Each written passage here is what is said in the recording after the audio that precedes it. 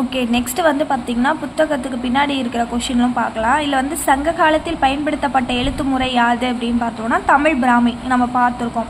Next வந்து பார்த்திங்கன்னா தமிழ்நாட்டில் இருந்து இலங்கைக்கு சென்ற வியாபாரிகளையும் குதிரை வணிகர்களையும் பற்றி குறிப்பிடுகின்ற இலங்கையினுடைய பாலி மொழி வரலாற்று நூல் எது அப்படின்னா மகாவம்சம். அதில் தான் வந்து பார்த்திங்கன்னா புத்த சமயத்தையும் பற்றி குறிப்பிட்டிருப்பாங்க அப்படின்னு நம்ம பார்த்தோம்.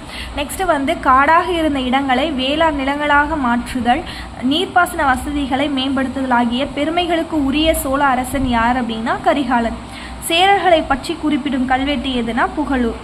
அடுத்து காயில்ல சிறந்த நகரம் என்று விவரித்த வெனிஸ் நகர பயணி யார் அப்படின்னு பார்த்தோன்னா அப்படியே மார்க்கோ போலோ. மட்டும் இல்லாமல் நம்ம யூனிட் 6 வந்து கவர் ஆகக்கூடிய 9ஆம் வகுப்பு பள்ளி புத்தகத்தில் என்னென்ன இருக்கோ எல்லா இன்ஃபர்மேஷனும் கிட்டத்தட்ட நான் இந்த 10 வீடியோக்குள்ளேயே கொண்டு வந்திருப்பேன்.